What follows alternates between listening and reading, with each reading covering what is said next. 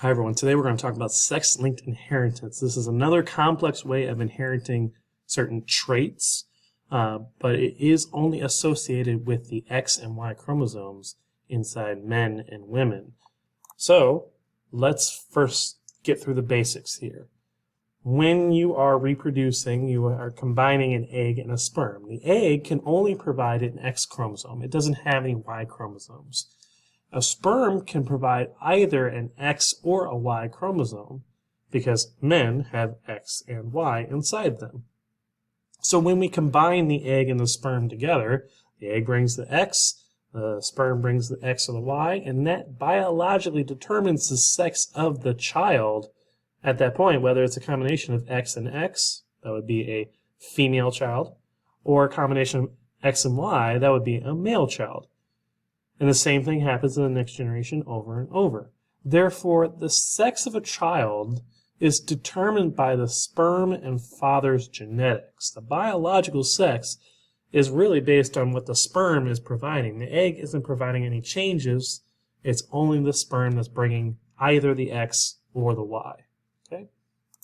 So when we talk about sex-linked inheritance, we're talking about the traits that are located on these sex chromosomes and being passed down to the next generation. These traits are going to depend on the sex of the parent because the parent can only provide what they have. So if we're talking about a female, well, this X chromosome comes from mom and this X chromosome comes from dad. If either one of them have a, let's say, recessive allele, it seems like it might be okay to be covered by that dominant one over on the other side. A female would need two recessive alleles for it to show up on these two X chromosomes. However, take a look at the Y chromosome over here. It looks like the Y chromosome is kind of only half a chromosome. It really is much smaller. And so what it would mean is if an individual has a recessive allele on the X chromosome as a male, that means they must have that recessive trait shown as the phenotype because they only have that X chromosome. That X chromosome has the recessive allele. They have no other dominant allele to mask it. Therefore, they must have the recessive phenotype. In fact, we can think about this question here as kind of a good way to summarize the sex-linked inheritance. If a father has an X-linked dominant trait, which we label it as a capital D on the X chromosome, and he has the Y chromosome with it, then all of his daughters will have that particular trait if it's dominant, or they'll have all those dominant alleles, but none of his sons will. Why is that? It's a pretty simple explanation, actually. If he's having a son, he's passing on the Y chromosome to the next generation so that his son has the Y to make him male. Meanwhile, the female, the mother, would pass on the X chromosome to the next generation, making him have the X chromosome for himself. So if a X-linked dominant trait is there and the male has it, then all of his daughters will have that same gene. But if it's the Y chromosome being passed on to the next generation of males, then there's no way for that particular allele to also go. So let's start off with an example of this X-linked or sex-linked inheritance using one of our worksheets. I got 4.9 here with me. This is the only example from 4.9 that I'll go over. This is number 1 on 4.9, but it's a good way to get us started here. It's an example involving fruit flies. In fruit flies, the gene for white eyes is X-linked recessive. That means, of course, that the white eye will be represented by a lowercase letter because it's recessive. And any other dominant letters, this capital R, will be for our red eyes, the red eye in the fruit fly. So we should first ask ourselves what genotypes and phenotypes are possible for both the females and the males in the possible generations to come. To start off, I'm going to use the XX alleles here with the small letters attached to them to signify female flies. So essentially I have females having X chromosomes only, and males have X and Y together. If I think about the letter combinations that are possible, then there's a possibility for a homozygous dominant individual. That would be 2 capital R's. This one would be red. When we look at the heterozygotes, that would be a capital R and a lowercase r. Again, they're just attached to the X chromosomes, but they're still acting like dominant and recessive alleles. So this dominant one would mask over the recessive allele here, so that fly would have red eyes. And finally, this combination of homozygous recessive, which is lowercase r, would have white eyes because those 2 recessive alleles are the only ones there. So the recessive trait gets to show up. In male flies, on the other hand, there's no 2 combinations. There's only one possibility of a change here on the X chromosome. So the only possible genotypes of the male flies are X big RY, that is the dominant X gene with a Y chromosome, or the recessive one, X little ry.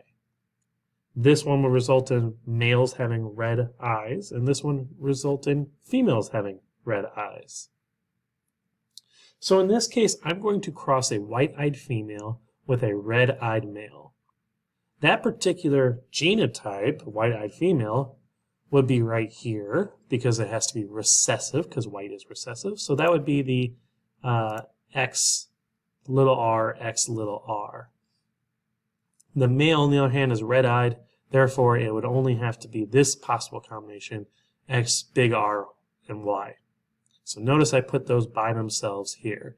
Yes, the X and the R are together, but the X and Y are separated. So if I do my Punnett square based on this, I'm going to drop the recessive one down first, and that would be listed right here. This individual would be female, and they would have a red allele and a white allele, but the red is dominant, so the red will show up.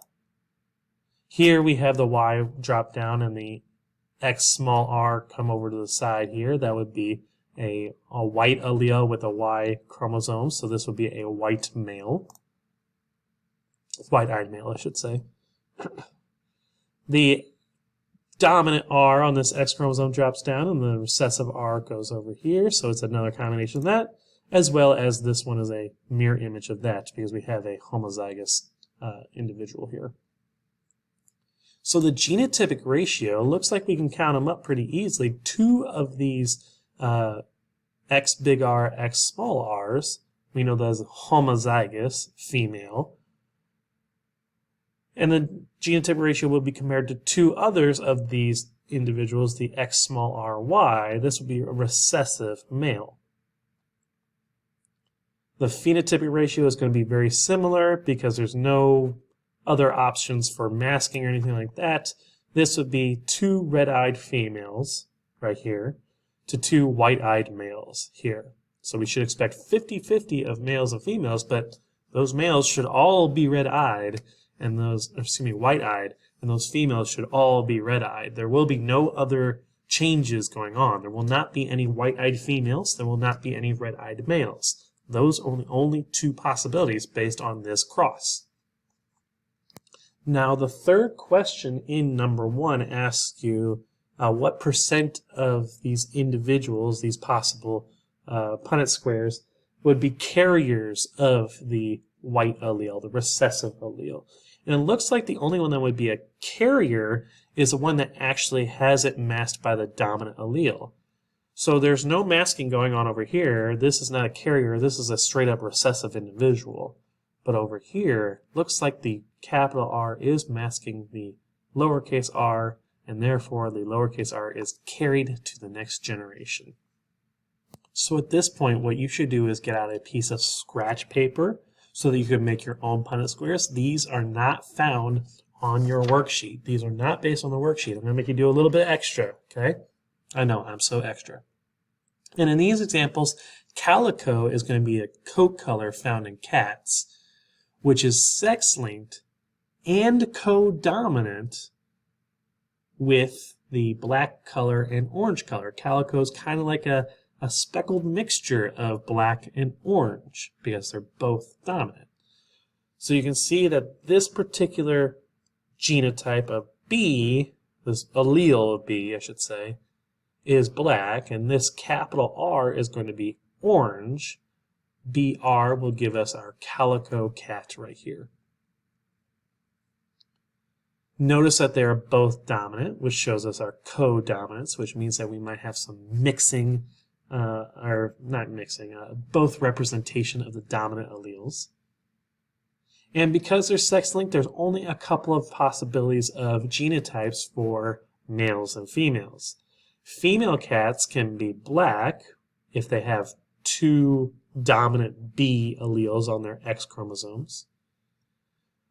They can also be orange if they have two capital R's. And they can be calico. This would be a capital B and a capital R, both. However, male cats can only be black with a capital B or orange with a capital R. The reason they can't be calico is because they can't have a B and R at the same time because they don't have two X chromosomes. They only have one X chromosome, so they can only have a B or an R. So, in this example, a black male will be crossed with a black female. To make it easier on you, I will give you the two genotypes, showing you that the black female over here is crossed with a black male. I would like you to take a moment and try this Punnett square on paper and see if you can enter in the correct genotypic ratio and phenotypic ratio of the next generation. I'll pause it here. So hopefully you found that this Punnett square was actually a pretty straightforward one, because the X with the big B on it is going to drop down to this column, and the Y is going to drop down to this column, giving us our 50-50 ratio of men to women. And the XBs are going to both go in both of these columns right here, or both of these rows right here, filling it out for a XB on two of the squares, and an XBY in two of the other squares, giving us a genotypic ratio of 2XB to 2XBY. That phenotypic ratio, by the way, is going to be 2 black females, because XX is female, to 2 black males. This makes a whole lot of sense because the individuals were black to begin with. The parents are black, so they should probably have black children, but it's to be expected, but it's still worthwhile to practice the sex-linked inheritance here in the Punnett square. So same situation, we're still talking about calico cats, black-coated and orange-coated and calico cats. This time, I'd like you to try out on your paper a black male, that should say male right there, black male, crossed with an orange female. Let's see how you do on that. I'm not going to give you the genotypes to begin with to start off. Let's see how you do first. So the black male is listed up at the top with a XB for the first allele and a Y for the second. And the XRs will represent our orange female. If we mix those together, we should get females with an XB and an XR in each of these two boxes. And the males should have XR, XR. So notice a black male ended up having red male children. Getting ahead of myself, the genotypic ratio would be 2 XBXRs to 2 XRYs. That would be, of course, 2 calico females, because this is co-dominant, so the black and red both show up and are speckled all over this cat as a calico coat. And 2 orange males listed right here. The last practice I have for you is I'd like you to take a look at an orange male crossed with a calico female. Remember, calico is only co-dominant based on a black allele and an orange allele, so you should have an XB and XR for the female genotype. So based on this one, you should have an XR for the orange male up here. I don't know really why they chose R, by the way. It sounds like that should be red instead of orange, but oh well. And the XB, XR that I mentioned for your genotype over here gave you that hint for the female. If we cross those two, we should have a very strange mix of different types of coats. In this square, we have XBXR. In this square, we have XBY. In this one, we have XRXR. In this square, we have XRY. That genotypic ratio is going to be a 1 to 1 to 1 to 1 genotypic ratio. That means that the phenotypic ratio is also going to be 1 to 1 to 1 to 1, and you just have to tell me what the genotypes will represent in the phenotype. So this one right here, the XBR, that would be a calico female. XRXR, both of those are orange, so therefore that would be a orange female. XB would be a black male because it only has that one B allele on it, and XR, that one R allele, would be an orange male. So our phenotypic ratio is 1 calico female to 1 orange male to 1 black male to 1 orange male. Again, there will be no calico males, and in this case, there will be no black female cats. Now, before I let you go entirely, I'd like to talk really quickly about X-linked inheritance and pedigrees, because I feel like when we went through it in 4.2 and 4.3 and my ed puzzle at the very beginning of the unit, it was very confusing, and I totally understand because we were throwing a bunch at you at the same time. So if we look at X-linked inheritance in pedigrees, we can notice this based on a few trends in the specific pedigree. First, because it's recessive X-linked, it may skip generations. In here we have a female that has the particular trait, and they have a daughter who does not have the trait, but that daughter has a son who does have the trait. So this particular trait skipped generation, which leads me to believe that it might be recessive. Additionally, we know that they affect sons and males more than daughters, so this is a very good clue right away as well. And affected moms will automatically have affected sons. So if you see one single mom right here, not single, she reproduced, but if you see an affected mom here, and you see that all the sons have that same trait, you can immediately assume that it might be an X-linked inheritance, because mom had to give it to sons. We'll see why that is in a moment here when I start filling in the genotypes for this pedigree. Additionally, affected dads, like this one right here, will have to pass down that X-linked chromosome to their daughters, which means their daughters will now have one copy of the recessive allele in their genes, and they will be considered carriers.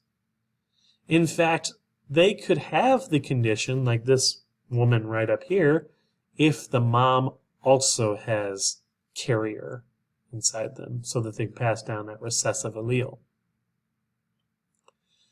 To recap our genotypes here, all affected males will be XAY. All affected females will be XAA. All unaffected males will be XAY. And the only one that we have to do a little bit of figuring out for is unaffected females. They can either be XA or XA. So let's see if I can go ahead and show you some of the tips and tricks on figuring out these X-linked inheritance in practice. I always start off with the easiest ones. I believe the males to be the easiest because they automatically have XY, and if they're affected, they're automatically going to have the small a. If they're not affected, they're going to have the big A. So I will fill that out right here. This affected male has an X and Y chromosome, and because they're affected, it'll be a small a. They are not affected, therefore big A, along with that Y. And I'll just keep going through this right here. There's only two options, and the two options are determined whether or not they have it. XAY, X big A, Y, because he's not affected. And this last male is affected, XAY. So I always start off with my males. Next, we're going to look at all the unaffected females. Actually, let's do the easier one, the affected females, and label them as homozygous recessive. Because this individual right here has 2 X chromosomes, but because they're affected, and this is a recessive trait, we will show that as 2 recessive alleles coming through. X little a, X little a. Now it's time for us to worry about the unaffected females in the picture, and here we got to do some figuring out, some sleuthing inside the particular family that they have. Let's start with this one over here. This male is affected and therefore has a recessive allele. He could not have gotten it from this male. That male has only 1 X chromosome, and that is a capital A on it. So this couldn't happen for the X chromosome. Instead, that male gave him the Y chromosome, so that'd be right here, which means that this female must have at least 1 recessive allele on it. Question is, what is the other one? Well, we know it's an X chromosome. And because she is not affected by the disorder, that means that she must have a dominant gene in there, which means that this one is a dominant individual, or a dominant allele. This individual is a heterozygote. Let's take a look over here at this one. This female is unaffected, which means that they automatically have at least 1 dominant allele. Let's see what mom or dad could have given them. Looks like dad gave them that dominant allele right there, which means mom would have to give this daughter a recessive one. Let's write that the right way, Mr. Schlarman. X little a. Boom. Done. Moving on to the next one. We've got 2 more females over here. This father will pass down the X chromosome to the daughter here, so we know at least one of them is going to be a little a recessive allele. This daughter is unaffected, which means that they must have a dominant allele to mask that recessive allele, making her a carrier, a heterozygote. Finally, this one right here, let's see. She had to get this dominant allele from mom, so we know it has at least 1 dominant allele. But unfortunately, we don't have enough information to tell what this one would be because we don't have any more kids to base off of. So this X allele could be a capital A or a lowercase a. We can assume either one. I'm just going to pick one, flip a coin in my head. Capital A it is. Boom. Done. What I want you to do now is I want you to go back to 4.3 that I've handed back to you and see if you did your X-linked recessive pedigree right way back when you were super confused. You might have gotten some help from me, and that's cool too. But I want you to look back at that and see if you can figure out that particular X-linked inheritance based on this. And then, in the examples past X, or in 4.3, that one that we already had, take a look at the ones that could be X-linked inheritance if there's more males affected and it's recessive. That's it for the video, though. Thank you for watching. Good luck. Ask me for questions.